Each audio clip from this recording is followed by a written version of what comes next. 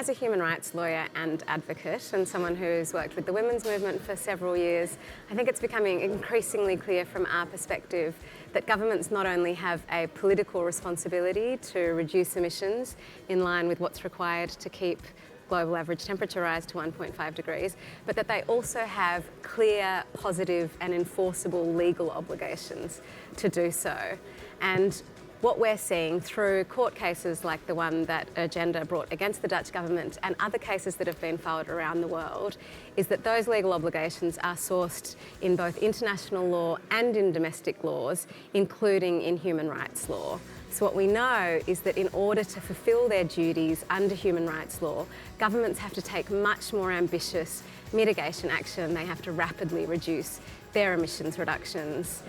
in order to stay well below 2 degrees and to keep warming to 1.5 degrees.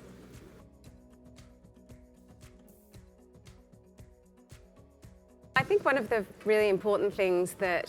climate change and human rights lawyers are doing at the moment is they're making it really clear that those actors who have outsized responsibility for the climate crisis, including national governments and the fossil fuel industry, have not only known about the problem of climate change for decades, but that in the case of national governments, they've been committing to do something about that problem for 25 years now, including annually at COPs. But in that 25 years, emissions have not only failed to reduce, but in fact they've risen to the point that carbon dioxide has reached a concentration in the atmosphere that is unprecedented in human history. And so litigation, in our view, is a really